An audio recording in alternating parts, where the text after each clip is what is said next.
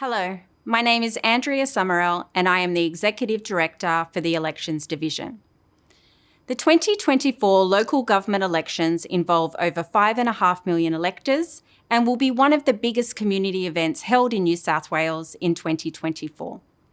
We established close to 300 pre-poll venues and around 2,200 polling places across New South Wales on election day.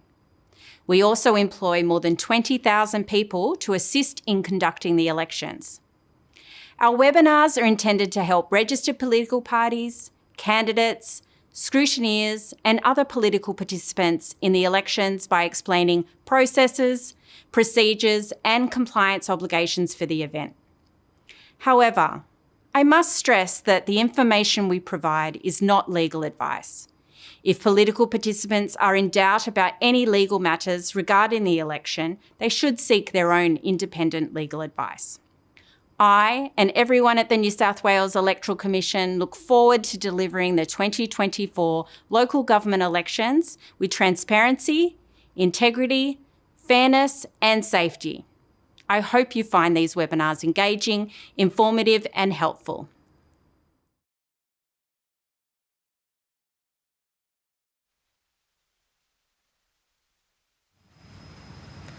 Good morning and welcome to our final candidate information webinar for the 2024 New South Wales local government elections. My name's Amber King and I'm the Manager for Nominations and Electoral Material. This morning I'm joined with Emma Keane, Director, Client Experience, Regulatory Services. I'd like to acknowledge the traditional custodians of the various lands on which we work today and the Aboriginal peoples participating in this webinar. I pay my respects to elders past and present and recognise the diversity of Aboriginal peoples and their ongoing cultures and connections to the lands and waters of New South Wales. Today, if you experience any technical difficulties, please SMS the phone number on the screen for assistance. We will be taking questions using slido.com. Please join at slido.com using hashtag #LGElections to ask your questions. We will not be answering questions for an individual. If you do have an individual question that's relevant to you only, please do not hesitate to contact the New South Wales Electoral Commission regarding this item. Today's webinar we will walk through the key dates, post-election funding and disclosure obligations, compliance audit of disclosures, the closing of campaign accounts, record-keeping requirements, and other post-election information, and then political party registration. You can see on the screen some upcoming or future key dates that are relevant to you, and Emma will go through this in further detail through today's webinar. Thank you, Emma. Thanks, Amber. The electoral funding legislation in New South Wales prescribes a range of disclosure obligations for candidates, elected members, political parties, third-party campaigners and associated entities. And the purpose of going through these now, even though the election is finished, is just to remind you of your obligations, even though the election is finished. There are a number of key dates you should be mindful of in the next 6 to 12 months and be making a record of. Under the electoral funding laws in New South Wales, there are disclosure rules about political donations and electoral expenditure. These things must be disclosed to the New South Wales Electoral Commission at certain times. Disclosures can be made electronically using our Funding and Disclosure Online system, and copies of disclosures are published on our website for public viewing. Candidates are responsible for making their own disclosures unless they're a member of a political party and there's an agreement in place with the party agent. Here are some key dates which we're going to spend some time going through. You will have a disclosure of political donations made and received due to us in January. This is for the 1 July to 31 December period. So any political donations made by you or received by you must be included in this disclosure. These disclosures can be made to us from 1 January till the 11th of February. There's also an annual disclosure of electoral expenditure.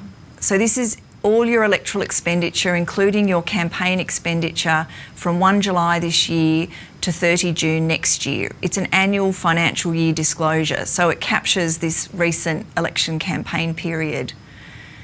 You will need to keep your records, and I'll talk a bit more about that in a minute, but you will need to make that annual disclosure of electoral expenditure to us after the financial year. So that's from 1 July next year.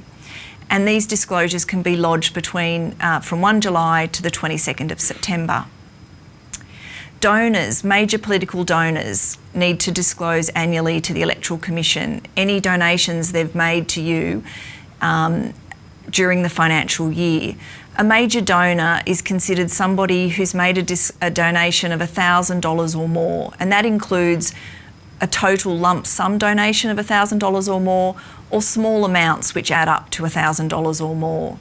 So it is important that your donors understand that they're going to need to make a donor disclosure to us from 1 July next year to the 11th of August. There's a 6-week window when donors can lodge their annual donor disclosure.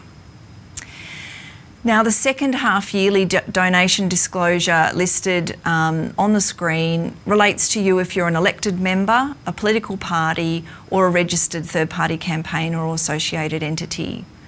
So those of you who were candidates recently and were not elected don't have to make this second half-yearly political donation disclosure. And I'll cover a bit more about that in a minute.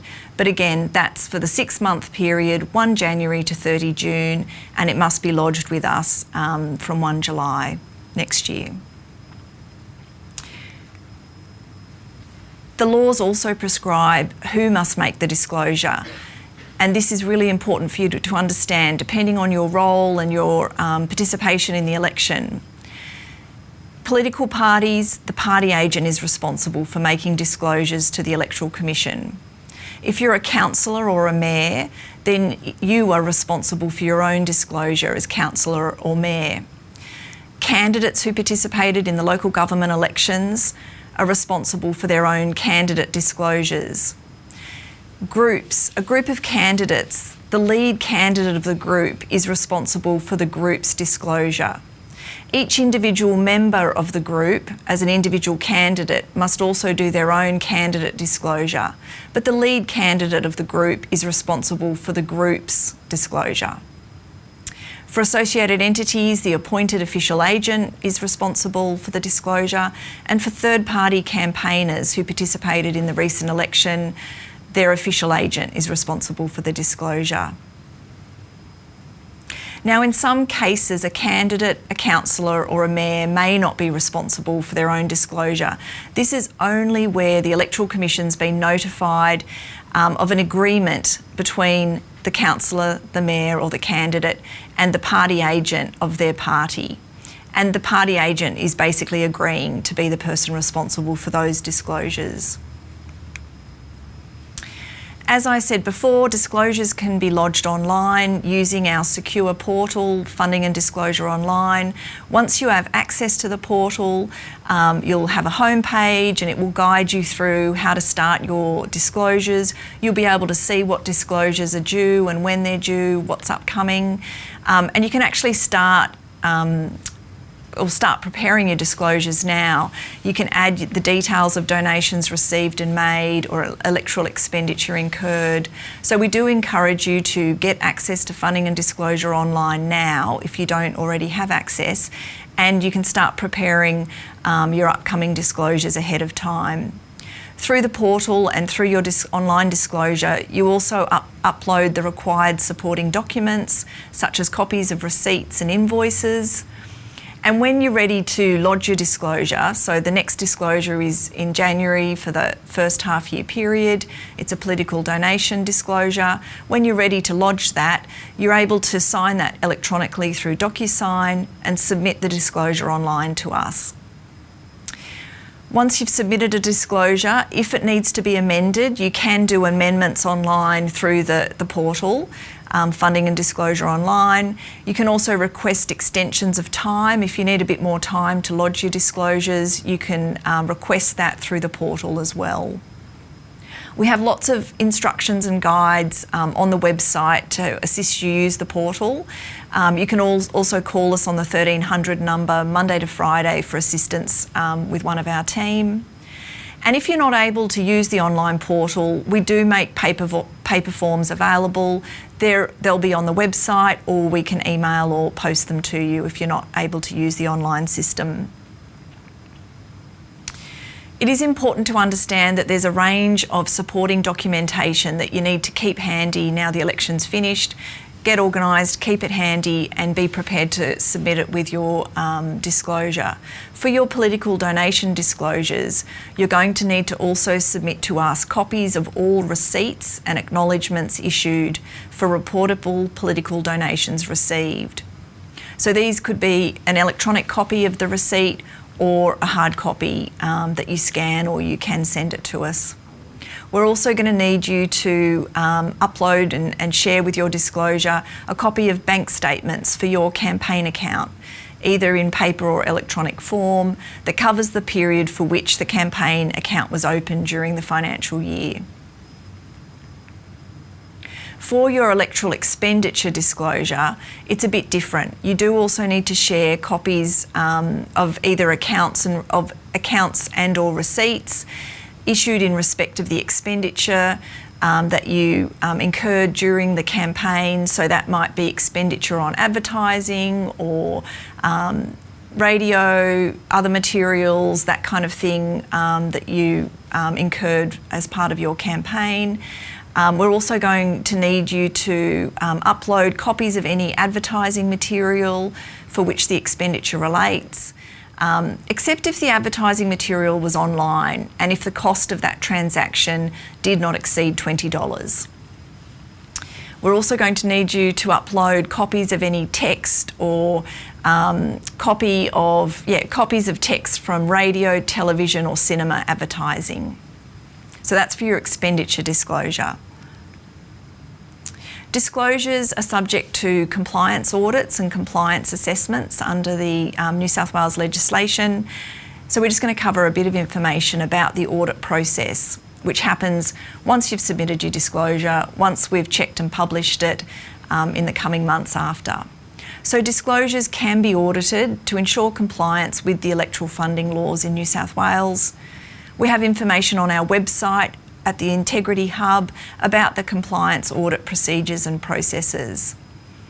You're required by law to assist the Electoral Commission in the conduct of its audits. You may be contacted by one of our staff in our audit team via email and phone. You will be required to provide a copy of your campaign account, bank statements, if not already provided with your disclosure, and any other information reasonably required by the Electoral Commission to conduct its audits. Breaches of electoral funding laws may be a criminal offence. In relation to non-compliance with the laws, penalties may apply for withholding information from an official agent or party agent, or giving information to an official agent or party agent that would result in the agent failing to accurately disclose, failing to lodge a disclosure form within the required time, making incomplete or false disclosures, failing to take reasonable steps to ensure that a disclosure is not false or misleading, or that it does not omit relevant material information. In relation to closing campaign accounts, we get a lot of questions about this at this time of campaign accounts. So the local government campaign account is used to pay for electoral expenditure incurred in relation to the election, and also to deposit political donations that were or are being used to pay for the electoral expenditure incurred. Minor payments of $50 or less, totalling $1,000 or less, can be paid outside of the campaign account, but must still be recorded in a petty cash book and disclosed to us in the relevant disclosure. The rules around campaign accounts are quite detailed. We have a section on campaign accounts on our website, which we encourage you to refer to for more information. But in summary, when the account is no longer required, remaining funds must be paid to the party of which the person was a member at the time of the election, For a group, any remaining funds left in the group's campaign account must be shared equally, divided equally to the campaign accounts of the members of the group. And if the above two options don't apply, to a charity nominated by the person or the Electoral Commission. When the account is no longer required, the account may be closed. Bank statements of the account must be kept for the purpose of the Electoral Commission's compliance audits. If you were a candidate in the election and you were elected, as an elected member, as a councillor or a mayor, you can keep your campaign account open and continue to use it in your capacity as elected member. You do need to keep records of this account, but you may continue to use the campaign account as you go forward in your elected capacity. We encourage candidates, however, who are not elected to follow the rules on the slide and close up their campaign accounts once they've paid any final invoices and dispersed any remaining funds.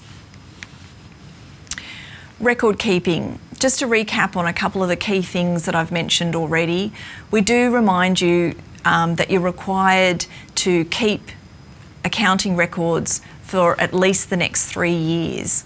So now that the election is finished, we encourage you to get your paperwork and your online documents in order, put them somewhere where you can refer to them when disclosure time comes, keep them safe, and that you are required to keep these records for the next 3 years. This includes receipt books, acknowledgement books, the deposit book, cheque book, journals, ledgers, cash books, or if you've got separate receipt books and payment books. And you do need to keep copies of your bank statements for the campaign account. As I've said already, complete and accurate accounting and financial records must be kept. And we encourage you to get them in order, get them in chronological sequence based on the political donations received and made and the expenditure incurred, and then you're organised ahead of your disclosure in January. You do need to keep these accounting records either in paper or electronic form. If your records are electronic, those records must align with the requirements set out in the legislation for keeping paper records. We've got more information on the website under a tab called Record Keeping. We have lots of information about the electoral funding rules in New South Wales on our website, including fact sheets, instructions for using the online portal. We also have some YouTube videos. And if you still have questions, we encourage you to call us. We have a 1300 number on the screen, or you can email us at FDC. I'm going to hand back over to Amber for some more post-election information. Thanks, Emma. So with regards to some other post-election details, the nomination deposit returns will commence in the next few weeks. Now, what that means is the nomination deposit will be returned to candidates, to eligible candidates, and that will be returned to any candidates who withdrew their nomination or where their nomination may have been rejected, where the candidate was elected or received at least 4% of the total number of formal first preference votes, or where the candidate was included in a group and a member of the group was elected or received at least 4% of the total number of the formal first preference votes. The nomination deposit will be returned to the account details that were provided through the nomination process. So you are able to provide those details to us using the nomination online management system, or where you lodged using a paper nomination form. It included a section for you to provide those details. And as I mentioned, we anticipate we'll start making those payments to you in coming weeks. Now, it's important to note, if you did receive enrolment information or you requested a copy of the roll to help you through the campaign of the election, it's important that now that the election has been and the results have been declared, all candidates are no longer permitted to use that enrolment information, whether you were elected or not. Any enrolment information must be erased or destroyed. It's important to make sure that any data that is deleted or destroyed is completely gone and cannot be recovered. The New South Wales Electoral Commission asks all participants to email and advise us once you have destroyed that enrolment data you have been provided. It's important to note any use of enrolment information for commercial use or a purpose that is not permitted is an offence, and that there is a penalty associated with its use. It is an offence for an elector not to vote at the local government elections. Any elector who is recorded as not having voted will receive an apparent failure to vote notice. The New South Wales Electoral Commission will review the reason provided by electors why they did not vote on its return. Unacceptable reasons may result in a penalty. The New South Wales Electoral Commission will review any case where it appears an elector has been recorded as voting more than once. The New South Wales Electoral Commission may seek an explanation from the elector before considering any further action. The New South Wales Electoral Commission has commenced an independent research of our political participants to measure the satisfaction with the election services and the administration of the elections. This research has commenced. The New South Wales Electoral Commission will prepare a report on the conduct of the 2024 New South Wales local government elections. The report will include data and analysis of the candidate registration and nomination process, voting trends, results, staffing, compliance and enforcement, media engagement, and proposals for legislative reform. You are able to view previous election reports on our website. As discussed briefly in previous webinars, the New South Wales Electoral Commission has a number of regulatory priorities each year to assist participants to understand their obligations and show how and where the New South Wales Electoral Commission will focus our regulatory efforts. In relation to the 2024 local government elections, we aim to publish non-identifiable information about levels of compliance with post-election disclosure obligations and enforcement actions taken in response to failures to lodge disclosures. Now, Emma, party registration. We thought we might just mention as a bit of a reminder for parties who are already registered and also those who are interested in registering a political party, some of the rules and upcoming things to be mindful of. For all registered political parties, you do have your 2025 annual registration confirmation. So you basically have to confirm your eligibility to remain registered with the Electoral Commissioner between 1 June and 30 June. This is an annual requirement, so just a bit of a reminder, we'll contact political parties in the lead up to 1 June in advance about the requirements, and we'll provide more information then. But for all registered parties, you'll have your annual return to do in June next year.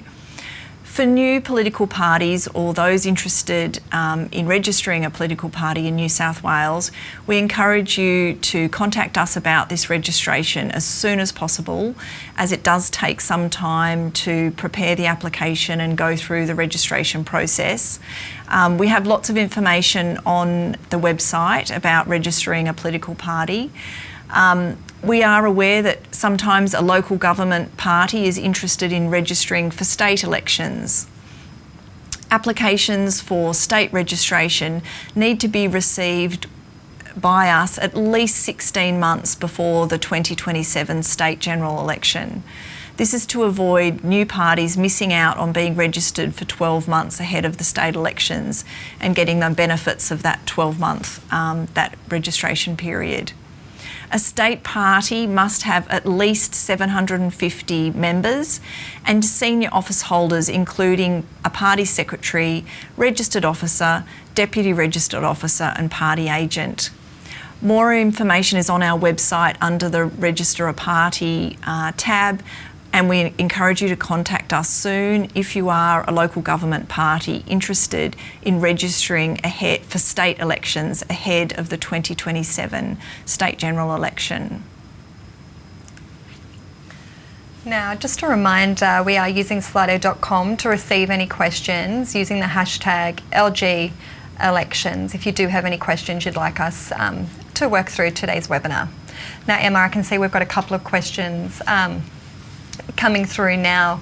The first question was, I was a candidate at the election but did not get elected. Until when will I have to lodge disclosures and how will they be reminded? Well, first of all, we do send out reminders ahead of each disclosure period. So we'll be contacting you by email. If you provided us with an email address, we'll use that to email you a reminder ahead of each disclosure lodgement period. We also tend to send out a little SMS reminder as well if you haven't lodged before the due date. If your contact details change or have changed, we do ask you to contact us and let us provide a current email address so we can send out those reminders. Now, for candidates who participated in the election and didn't get elected, you're going to have you've got two disclosure obligations. You've got a political donation half-year disclosure obligation as a candidate. So that disclosure is due in January before the 11th of February, and that's to tell us about your political donations made and received. Your second disclosure obligation is to disclose to us your electoral expenditure. So this is any electoral expenditure you incurred during the campaign on advertising or other election material or campaigning. Now that disclosure, it's actually due after the end of the financial year, so it's a fair way off. It's due from the 1st of July next year. So that's for an annual period. Now, Emma, the next question is, will the forms be available in January for both the half-yearly disclosure and the annual expenditure? And can they be submitted at the same time? Forms will be available in January for the relevant half-year political donation disclosure period. Unfortunately, we can't provide the annual expenditure form at that time because the annual expenditure period is still in train. It's a 12-month annual period. So we make the paper forms available towards the end of the period. Having said that, you could start your annual expenditure disclosure now, you just can't lodge it till after the end of the financial year. And Emma, you touched on through the webinar that if they wanted to start it now, they can access the FDC online portal and start preparing all that information so that they're in a position to lodge once we get to that period. That's right. We encourage you to start preparing your disclosures now online using Funding and Disclosure Online, and then when we remind you about the lodgement, the due date, you can then start lodging. Okay. And then the next question is, can you update your bank account details now in order to receive the deposit? I think this might be in regards to the return of the nomination deposit. What I would recommend is that you contact the candidate help desk so that we can work through that with you regarding the nomination deposit return and how that nomination deposit was actually received through the nomination period. So please contact us directly to be able to respond to you about this one. Okay, I think that brings us to the end of our questions at this point, Emma. So I think just as a reminder, and Emma has touched on these, there are a number of resources available for our participants on our website. On the local government event webpage, also through accessing Funding and Disclosure Online. There is fact sheets and frequently asked questions also available to assist you, and educational videos.